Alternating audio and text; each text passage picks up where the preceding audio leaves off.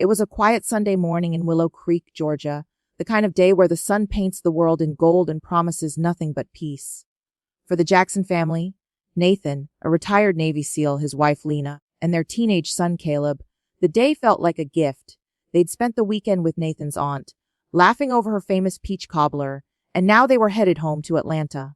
But first, breakfast. Just a simple stop at a roadside diner called Sonny's Place. How could they know that this choice would change everything?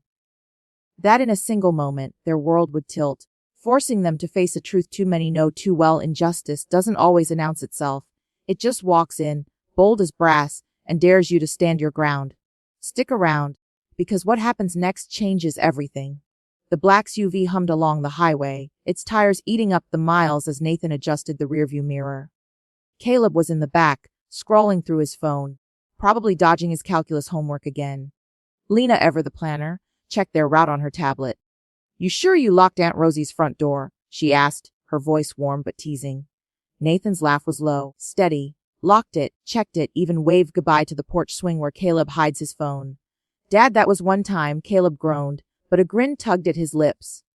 The air in the car was light, filled with the kind of ease that comes from years of love and trust. They were a family who'd faced challenges. Nathan's deployments, Lena's long hours teaching, Caleb's brush with bullies at school. But they always came through stronger together. Nathan spotted a faded sign for Sonny's Place, next exit. "Let's try it," he said. "These small spots often have the best grits." Lena nodded, her eyes catching the golden light filtering through the pines. Caleb, always hungry, perked up. "As long as they've got bacon."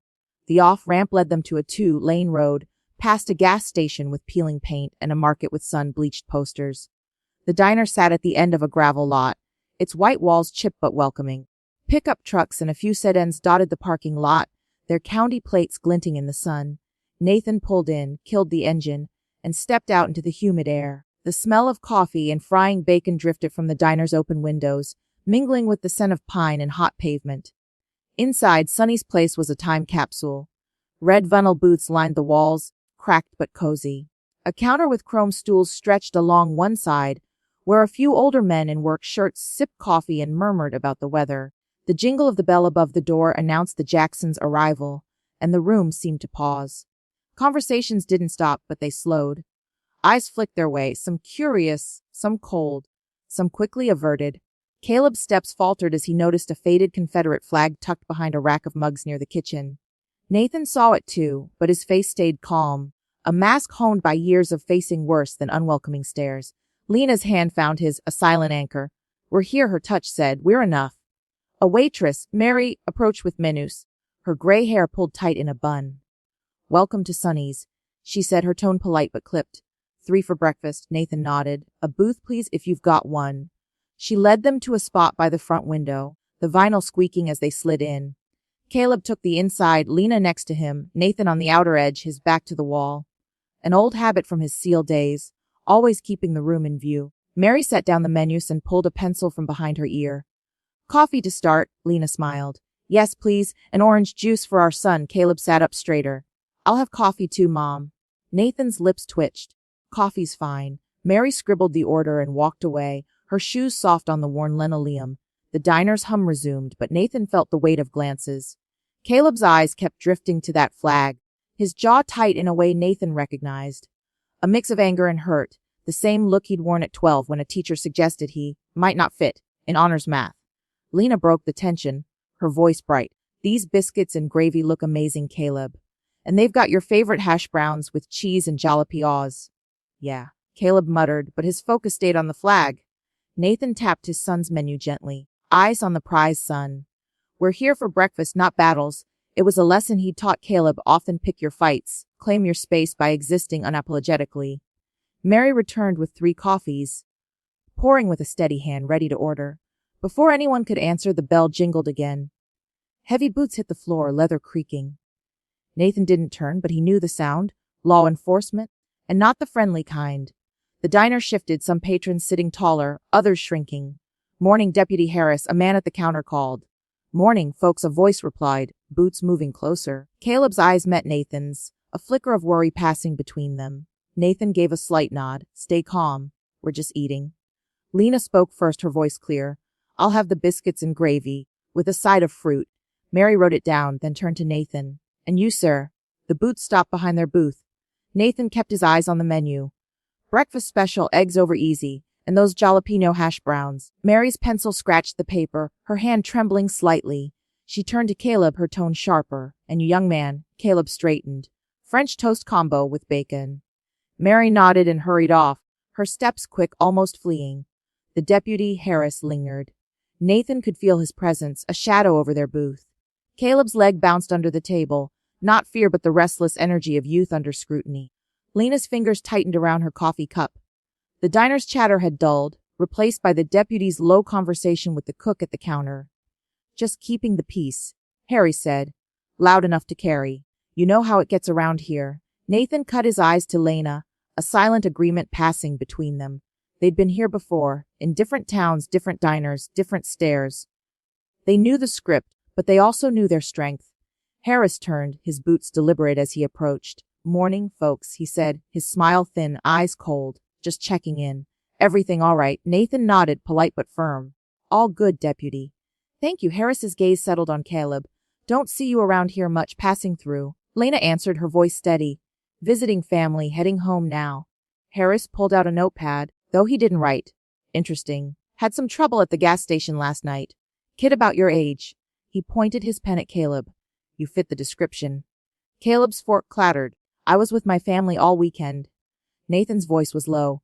Easy, son. Harris's smile widened. How old are you, boy? 17, said, his voice tight. Got ID.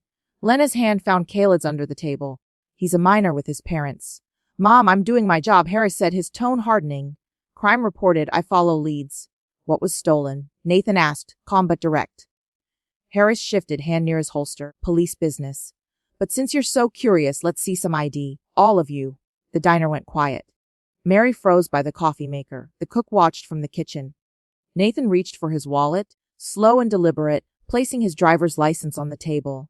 Lena did the same, her hand steady despite the tension. Harris studied the IDs, taking his time. Jackson family from Atlanta, far from home. As my wife said, visiting relatives, Nathan replied. Harris handed back the IDs, but his eyes locked on Caleb. Stand up, kid, Caleb's voice cracked. Excuse me, I said stand up, Harris snapped. Gotta check for weapons. Lena's voice cut through. This is harassment, you have no cause. Ma'am, don't interfere, Harris said, his hand now resting on his gun. Nathan spoke, his words measured. My son's done nothing wrong, we're just eating. Harris leaned in, voice low. Stand up, boy, that's an order. Caleb looked to Nathan, fear and anger warring in his eyes. Nathan nodded slightly, a silent signal to comply for now. Caleb slid out of the booth, slow and careful. Lena's hands clenched, but she stayed silent. Harris grabbed Caleb's arm, hard enough to make him wince. The diner held its breath. And then, in a heartbeat, everything changed. Nathan's movement was a blur, so smooth it seemed almost effortless, but every motion carried the weight of years spent in the crucible of combat. One moment he was seated, the next he was standing, his hand closing on Deputy Harris's wrist with surgical precision. A subtle twist, and Harris's grip on Caleb's arm fell away, his fingers splaying open as if by magic. Nathan's other hand swept up, intercepting Harris's gun hand before it could reach the holster, guiding it back with a force that felt inevitable. In a single fluid motion, he turned Harris's arm behind his back, easing him to his knees with no more effort than one might use to open a door. The diner was silent, the only sound the faint drip of coffee from Mary's forgotten pot. Stay still, Nathan said, his voice low, calm. I don't want to hurt you, but I will hold you until you settle. Harris's face reddened, more from humiliation than pain. This is assault, he spat. You're done. Nathan's expression didn't flicker. This is a citizen protecting his son from unlawful harassment. I haven't harmed you, and I won't unless you make me. A phone clicked, someone starting a video. Mary's hand covered her mouth, her eyes wide.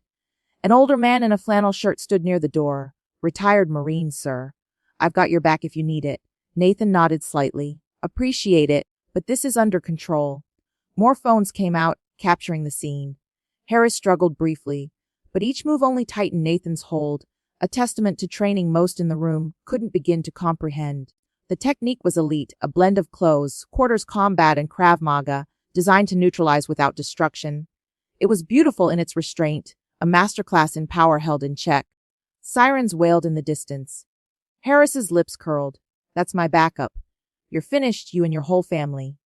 Nathan released him with the same precision he'd used to subdue him, stepping back, hands raised. Something fell from his pocket in the motion. A wallet flipping open to reveal a silver badge, rows of ribbons, a life of service laid bare. An elderly patron bent down, reading aloud in a trembling voice. United States Navy SEAL Silver Star, Bronze Star with Valor. He looked at Nathan, awe replacing fear. You're a hero, son.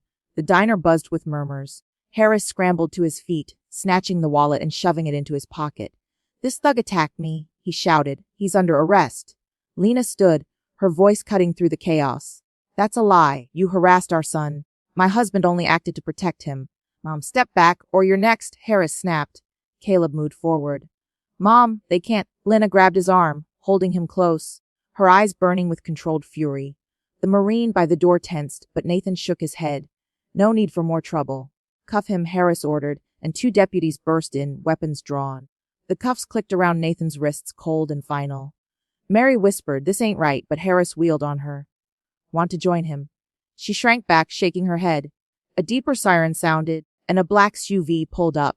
Sheriff Roy Dalton stepped out, his brass star gleaming, his presence commanding the room. Tall, lean with gray hair and eyes like winter, he surveyed the scene with a predator's calm. Clear the diner, he said. When no one moved, he added, now or we start taking phones. The crowd shuffled out, the Marine casting Nathan an apologetic glance. Lena stepped forward. My husband was defending our son. He's a decorated veteran. Dalton's tone was smooth, almost kind. I understand, ma'am, but assaulting an officer is serious. We'll sort it at the station, he turned to Harris. Take him to County Substation 4. No booking yet. I want this handled quietly. Caleb caught the word, quietly, his stomach twisting. Mom, they're hiding something. Lena whispered, her grip tightening. She'd heard it too. Nathan spoke, his voice steady despite the cuffs. Lena, call Marcus at the firm. He'll know what to do. Enough, Harris barked, shoving him toward the door. I want to know where you're taking him, Lena demanded. You have the right to leave before I arrest you too, Dalton said, his voice mild but laced with steel. They watched as Nathan was led to a patrol car, the morning sun glinting off the cuffs. Outside, Dalton leaned close to Harris, his voice a murmur. County 4's off grid. No cameras, no logs. Keep him there until I say, we bury this. Harris nodded, a cruel smile flickering. Yes, sir. The patrol car pulled away, followed by Dalton's SUV, both vanishing around a bend. That evening, Lena sat in a motel room, the air conditioner rattling like a dying engine. She clutched her phone, listening to endless rings. Caleb paced, his sneakers wearing a path in the carpet. Anything? He asked. Lena shook her head. 6th law firm. No answer, not even voicemail. Something's wrong. Caleb's fists clenched. They're blocking us. Even Marcus's number's dead. The clock glowed 8:12 p.m., each minute heavier than the last. Coffee cups and uneaten sandwiches cluttered the table. Try the NACP again, Caleb said, his voice fraying. I did, Lena replied, standing to hide her trembling hands. Sit, baby. You're wearing yourself out. I can't sit, Caleb snapped. They've had Dad for 12 hours. No call, no lawyer. And this County 4 isn't on any map. A sharp knock startled them. Management, a voice barked. Lena opened the door to find the motel clerk, his earlier courtesy gone. Noise complaints, he said, though the neighboring rooms were empty. And your cards declined. Lena frowned. We paid for 3 nights. Cash or you're out in 30 minutes, he said, his eyes hard. Caleb stepped forward. That's impossible. Our card's fine. Don't get smart, boy, the clerk snapped, echoing Harris's tone. Lena's heart sank. This wasn't random. We'll go, she said quietly. The door slammed shut. They packed in silence, every creak outside spiking their nerves. 3 other motels turned them away, their lots empty despite claims of no vacancies. By nightfall, they stood in a gas station lot, their SUV idling, nowhere to go. What now? Caleb asked, his voice small. Before Lena could answer, a tap on her window made them jump. A black woman in her 50s stood there, hands raised to show she meant no harm. I'm Sarah Brooks, she said softly. I own Brooks Coffee downtown. I saw what happened at Sonny's. Been looking for you. Lena lowered the window slightly. Why, I know your husband, Sarah said, glancing around. He spoke at a veterans event last year. More importantly, I know what Dalton's doing, blocking calls, killing cards, shutting doors. Lena exhaled, a flicker of relief cutting through her fear. Sarah's eyes softened. I've got food in my car and a safe place to stay off their radar. Why help us? Caleb asked. Sarah's smile was fierce. I've been tracking Dalton's crimes for years. Your husband's case could break this wide open. Follow me. Food's getting cold, and we've got work to do. Lena studied Sarah's face, seeing truth in her steady gaze. After a day of closed doors, this one was open wide. Lead on, she said, starting the engine. Sarah nodded, climbing into her sedan. As they followed her through Willow Creek's dark streets, Lena felt a spark of hope, fragile but growing. They weren't alone anymore. Caleb sat straighter, his fear giving way to resolve. Whatever came next, they'd face it together, just like Nathan always taught them. The morning light slipped through the blinds of Sarah's apartment above Brooks' coffee, casting soft stripes across a table buried in folders and faded news clippings. Sarah spread out her evidence, her voice steady but urgent. 3 years of this, she said, pointing to a stack of reports. Traffic stops gone wrong, unexplained jail stays, jobs lost after complaints. All tied to Sheriff Dalton or his deputies. Lena picked up a photo of a young black man, his face bruised, eyes hollow. Why hasn't anyone stopped this? Sarah poured coffee, her hand steady despite the weight of her words. Dalton's got the town wired, politicians, judges, businesses. Speak up, and you're hit with charges or worse. Caleb, silent until now, leaned forward. But you kept digging anyway. Sarah's eyes gleamed. Had to. They tried to frame my nephew, planted drugs in his car. We had video proof, but it vanished from evidence. They cleared themselves, like always. Sarah pulled out her phone, tapped it, and handed it to Lena. This is from yesterday. The grainy video played, capturing the diner in stark clarity. Harris grabbing Caleb, Nathan's controlled response, the wallet hitting the floor, revealing his SEAL credentials. Most damning, it showed Harris ignoring the badge, escalating with no cause. Lena's heart raced. This is it. Proof they can't bury. We need a lawyer who won't fold under Dalton's pressure. Caleb's eyes lit up. What about Uncle James? He does civil rights cases in Atlanta. Lena nodded, already dialing. James Carter, far enough from Willow Creek's reach. The phone rang, and unlike yesterday's dead ends, it connected. James, it's Lena. Nathan's been arrested. She recounted the story, her voice firm despite the ache in her chest. Sarah and Caleb listened, the room thick with tension. They're holding him without charges. James's voice crackled through the speaker, sharp with outrage. That's illegal. They've got 48 hours to charge or release him. Sarah leaned in. Dalton's keeping it off the books. I'm Sarah Brooks, and I've got years of evidence on him. James's tone shifted, intrigued. Ms. Brooks, I know your work. This video, plus your files, could be a game changer. But first we get Nathan out. Can you help?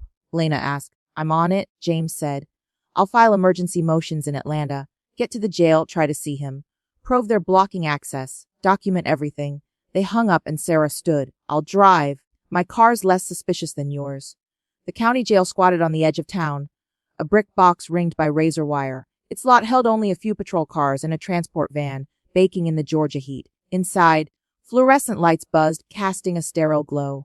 At the front desk, a deputy glanced up, his laziness turning to recognition at Sarah's face. We're here to see Nathan Jackson, Lena said, her voice like steel. The deputy grabbed his phone, muttering. Heavy boots echoed down the hall and Sheriff Dalton appeared, his cold smile unchanged from the diner. Mrs. Jackson, he drawled. Your husband's not available. Lena stood taller. He has a right to see his family. Not under investigation, Dalton said, his eyes glinting. Investigation for what? Caleb stepped forward, fists balled. You haven't charged him. Dalton's gaze slid to Caleb, a predator sizing up prey. Mind your tone, boy. Lena's hand steadied Caleb, her touch a lifeline. Sarah moved closer, silent but solid. We have a lawyer, Lena said. He's filing motions today. Dalton spread his hands. File what you want. No visitors. Caleb's knuckles whitened, but Lena squeezed his shoulder. They'd gotten what they needed. Proof of obstruction. Back at Sarah's, the weight of the jail visit lingered. Lena stared at her coffee, now cold.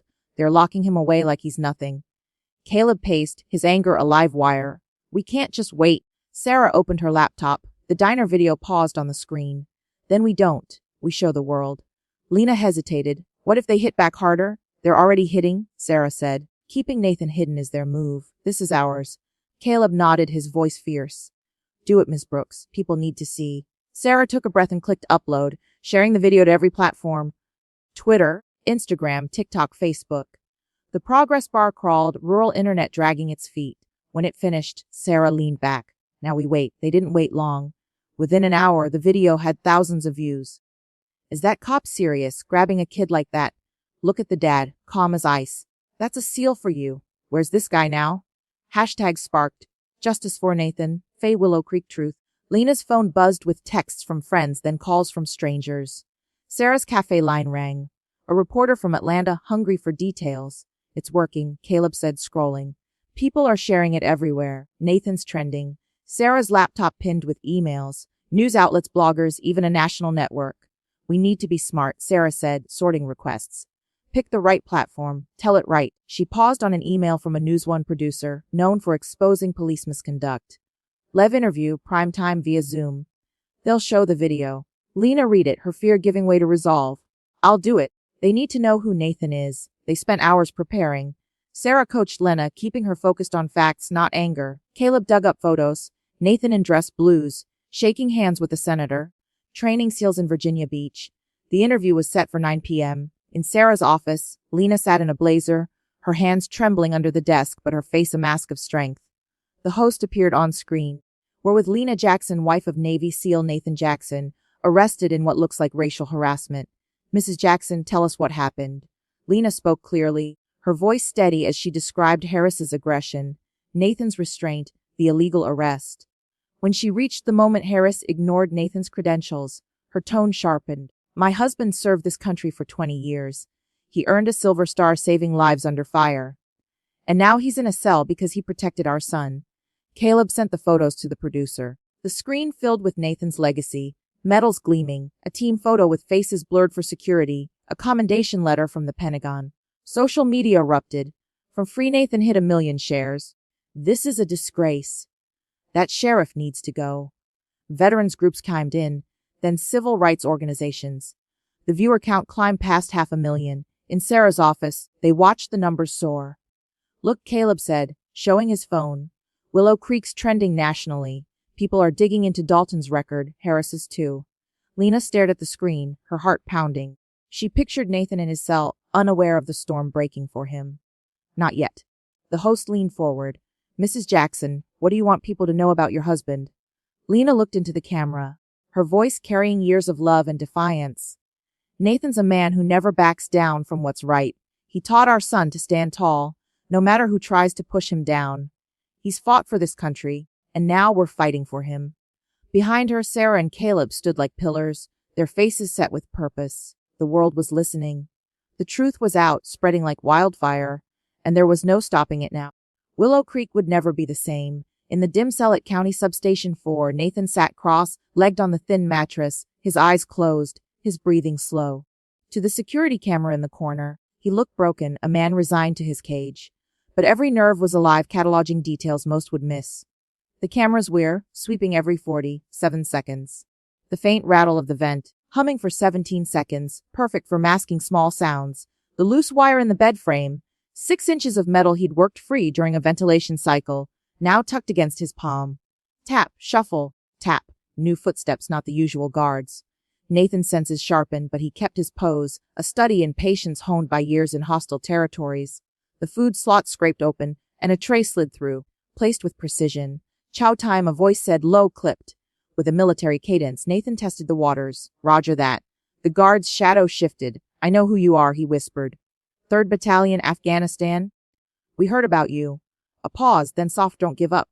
Some of us are watching. The slot closed, and the steps faded. Nathan palmed a scrap of paper hidden under the sandwich, slipping it into a mattress seam during the next vent cycle. His mind raced, mapping this new ally. Across town, Sarah's apartment buzzed with quiet urgency. Lena hunched over the laptop, refreshing news feeds, while Caleb sorted through Sarah's files, his hands steady despite the adrenaline. The video had exploded, now at 2 million views, with hashtags carving up social media. Free Nathan was a battle cry, but the comments weren't all kind. Some called Nathan a thug, a danger, proof the town needed law and order. Lena's jaw tightened. They're twisting it, making him the villain. Sarah poured more coffee, her voice calm but fierce. Let them try, the truth's out, and it's louder than their lies. Caleb held up a photo from Sarah's collection. A black teenager, barely older than him, bruised after a routine stop. This kid never got a video, he said. Dad's fight isn't just for us. Lena nodded, her fear hardening into resolve. Then we keep pushing for all of them. Sarah's phone pinned, a message from a local contact. Dalton spooked. Moving Nathan tonight, off-grid. Lena's heart lurched. Moving him where? No one's saying. Sarah replied, but my source heard County 4 mentioned. It's a black hole, no records, no oversight. Caleb stood, his voice tight. We can't let them disappear him. Sarah grabbed her keys. I know someone who might help. An old friend, ex-cop turned private investigator. He's got no love for Dalton. Lena hesitated, the weight of risk pressing down. If we're wrong, they'll come for us next. Sarah met her eyes. They're already coming. This is our shot. Lena took a breath, then nodded. Let's go. They met Sarah's contact, Mike Tanner, in a dimly lit diner on the edge of town, far from prying eyes. Mike was grizzled, his flannel shirt hiding scars from a career cut short by Dalton's corruption. He slid a burner phone across the table. Got a line on County 4. Guard there owes me a favor. Says your man's in solitary, but he's sharp, playing the long game. Lena's hands trembled as she took the phone. Is he safe? Mike's eyes softened. Safe as a seal can be in a trap. He's got an ally inside, a guard who knows his rep. They're planning something, but it's risky. Caleb leaned forward. What can we do? Mike scribbled an address. Get this to your lawyer. It's a safe house where you can lie low if things go south. And keep that video spreading. It's the only thing keeping Dalton from burying this deeper. Back at Sarah's, they called James, filling him in. He was already in Atlanta, filing motions to demand Nathan's release. This guard, James said, his voice crackling through the speaker, if he's feeding you intel, we can use it to prove illegal detention. But we need hard evidence. Photos, logs, anything. Sarah pulled out a USB drive. I've got incident reports, witness names, even a leaked memo from Dalton's office. It's not enough alone, but with the video, it's a start. James's tone turned urgent. Get to that jail again. Record them denying access. I'll push for a federal injunction. Lena's throat tightened. What if they move him first? Then we make so much noise they can't hide him, James said. I'm reaching out to DOJ contacts. Hang tight. In his cell, Nathan felt the jail's rhythm shift. Guards moved faster, their boots erratic. A new set of steps, heavy, deliberate, past his door. Sheriff Dalton pacing, his voice a low growl through the walls. Get the van ready. No paperwork. Nathan's pulse stayed steady, but his mind was a storm of calculations. They were spooked likely by the video's spread. The guard, Johnson, passed by again, his steps deliberate.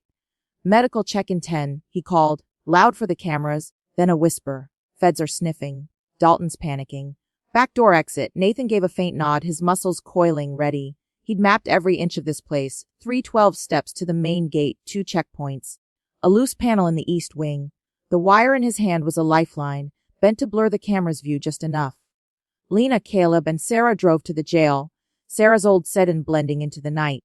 Lena clutched a hidden camera, her teacher's calm masking a racing heart. We're just visitors, she said, rehearsing. They can't arrest us for asking to see him. Caleb's eyes were hard. They'll try anyway. Sarah parked a block away, her voice low. If they turn us away, we record it. If they threaten, we stay calm. Proof is our weapon. The jail loomed ahead, its razor wire glinting under floodlights. Inside, the same deputy sat at the desk, his smirk fading at Sarah's face. Here for Nathan Jackson, Lena said, her voice unwavering. The deputy snorted. Told you yesterday, no visitors. Lena leaned forward. I'm his wife. I have rights. The deputy reached for his radio, but Dalton's voice cut through from the hall. Let them talk, he said, stepping into view, his smile ablade. But no access.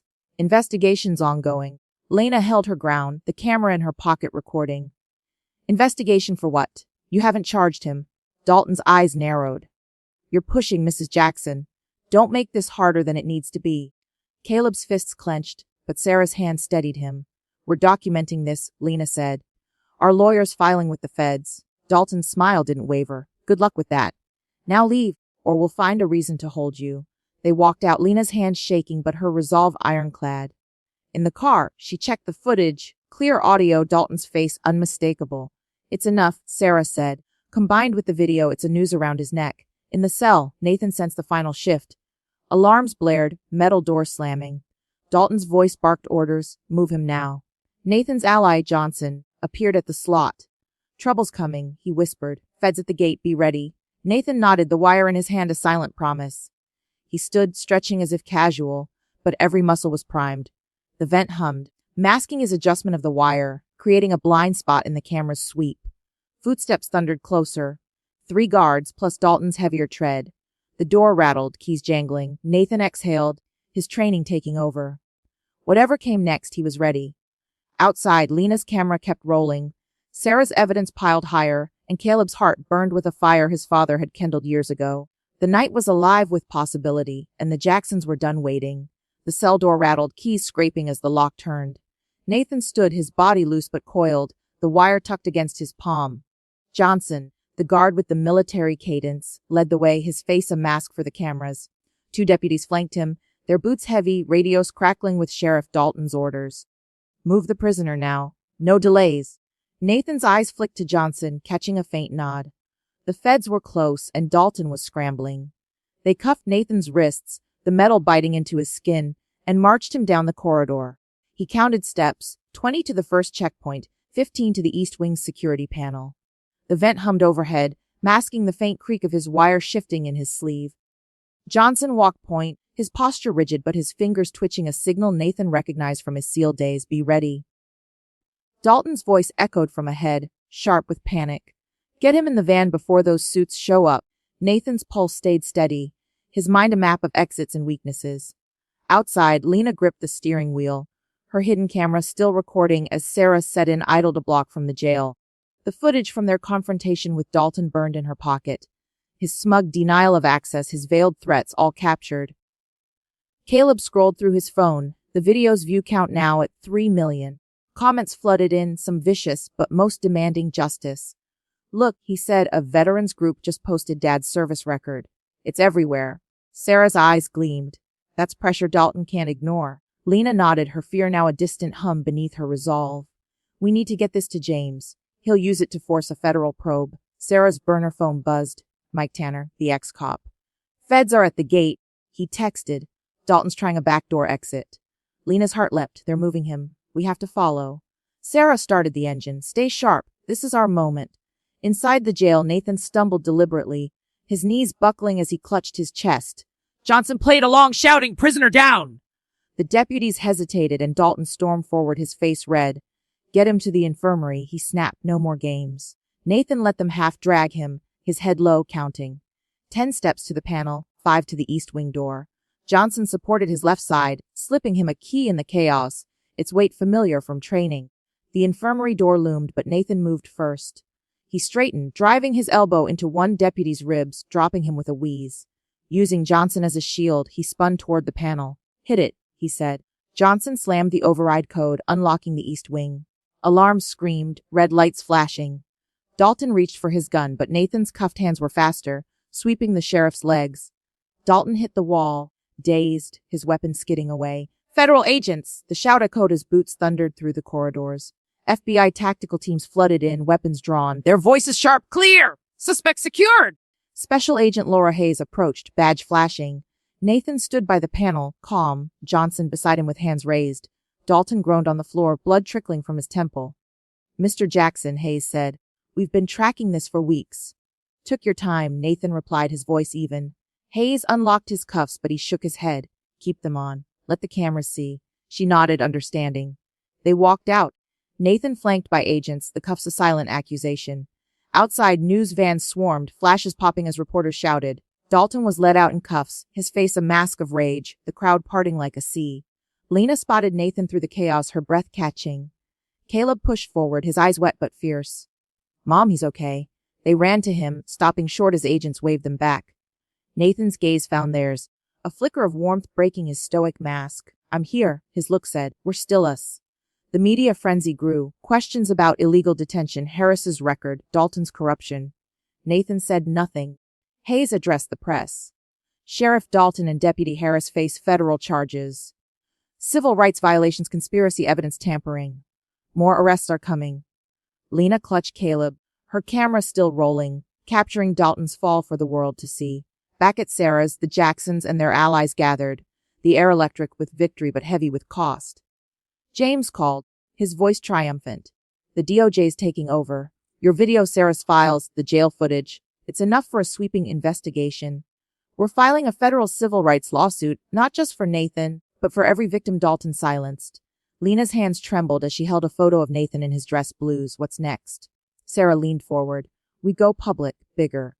A press conference, lay it all bare. Caleb nodded, his voice steady. Dad didn't break, neither will we. Nathan sat silent, the cuff's weight still lingering in his mind. He'd fought wars, faced death, but this battle, protecting his son, his family. Cut deeper. They thought they could bury me, he said softly. They forgot who I am. The press conference was set for noon, outside the courthouse. Nathan wore his Navy uniform, medals gleaming, a symbol of service and defiance. Lena and Caleb stood beside him, Sarah and Mike in the crowd. Cameras rolled as Nathan stepped to the mic. My name is Senior Chief Nathan Jackson, United States Navy, retired. I served 4 combat tours. Blood for this country, trained men to survive the worst. Last week, I was jailed for protecting my son from racial harassment. The crowd hushed, phones recording. They held me 3 days. No charges, no call, no lawyer. Sheriff Dalton and Deputy Harris thought their badges made them untouchable. They were wrong. He paused, letting the words land. We're suing, for me, for every family they broke, every voice they silenced. This isn't about money, it's about truth. Reporters erupted, but Nathan raised a hand. We have evidence, witnesses, documents, footage Dalton tried to erase. Citizens like Sarah Brooks, who risked everything to document his crimes, made this possible. They offered me a payout to stay quiet. I didn't serve to let justice die in a cell. The crowd cheered, a wave of support washing over them. Lena squeezed Caleb's hand, tears in her eyes. He's doing it, she whispered. For all of us. Caleb nodded, pride burning through his fear. Dalton's lawyer scrambled in the back, but the tide had turned. The lawsuit named the sheriff's office, the county Harris himself, alleging years of profiling, false arrests, cover-ups. It was a beacon for Willow Creek silenced, a promise that no one fought alone. That night, Nathan sat with Lena, the motel room quiet. You were a force out there, she said, her voice soft. So were you, he replied, taking her hand. Keeping Caleb safe, pushing that video. It's why I'm free. She leaned against him, the weight of days lifting, if only a little. We won, she said. But it's not over. Nathan nodded, his eyes on the window where Willow Creek's lights flickered. Not over, but started. They'd exposed a wound, begun its healing, but the scars would linger, a reminder of what they'd endured and overcome.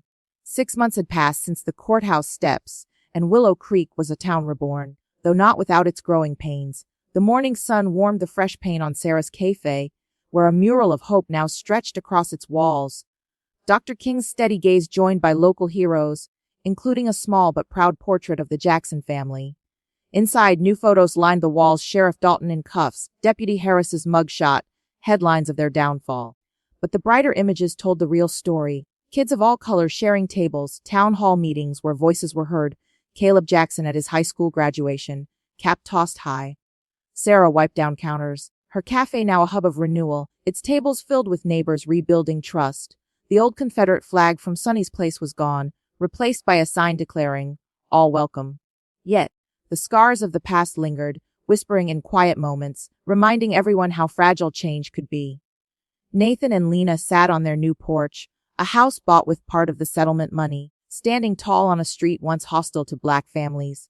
The rest of the funds seeded valor and voice, a program teaching kids to fight injustice with strategy, not fists. Nathan watched Caleb in the driveway, packing his car for Stanford and engineering scholarship secured. He's ready, Lena said, her voice soft with pride. Nathan squeezed her hand. He's more than ready, he's ours. The memory of that diner morning still stung. Harris's hand on Caleb, the cuffs on Nathan's wrists, the fear in Lena's eyes. But they'd turned pain into purpose, building something lasting. Caleb approached, a box in his arms. Found your old SEAL photos, Dad. Can I hang one in my dorm? Only if you hang your speech too, Lena said, the one from the scholarship launch. Their laughter rang out, free, unafraid, a sound that carried across the yard. Across town, Caleb stood at the community center, leading a valor and voice workshop. Teenagers filled the room, some shy, others bold, all eager to learn. My story's not special, Caleb said, his voice steady, carrying his father's calm and his mother's fire. What happened to me happens too often. But what we did after, that's what counts. He pointed to the training mats, where kids practiced self-defense, then to computers where others studied civil rights law. We don't teach hate here. We teach pride, how to stand tall without falling. A girl raised her hand, her voice small. Were you scared when those guys attacked you? Caleb touched the scar on his temple, a faint line from the night Tommy Larson and his friends jumped him. Yes, he said. But fear means you've got something worth fighting for. The room nodded, understanding. White police cadets sat in the back, learning from black leaders, a sight unthinkable months ago.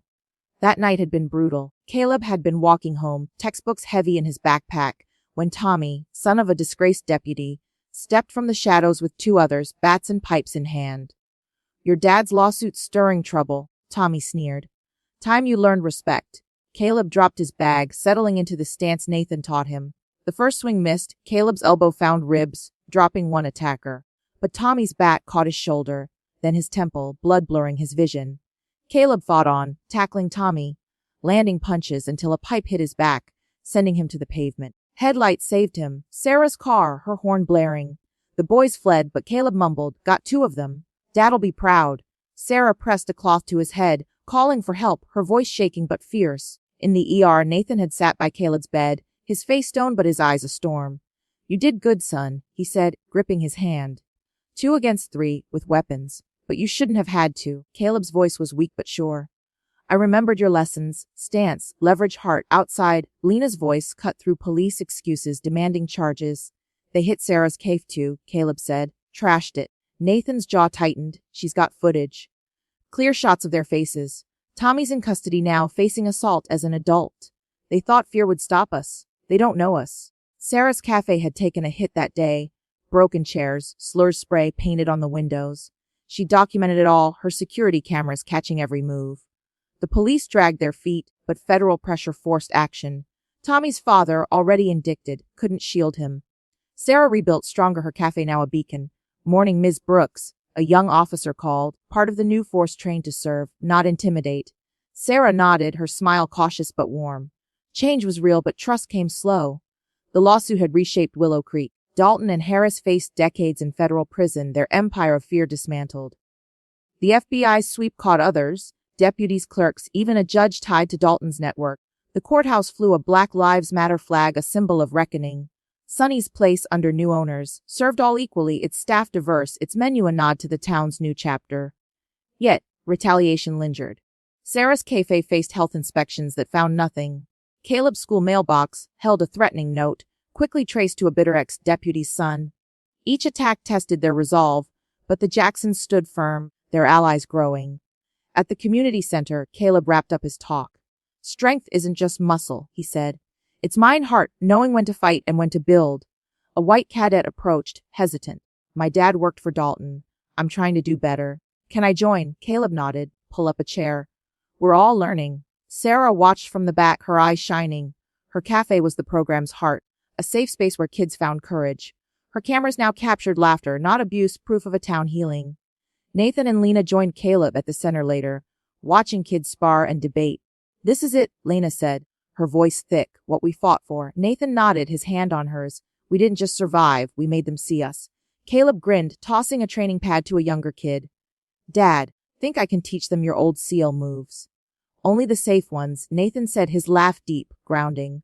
The room buzzed with energy, a testament to their work.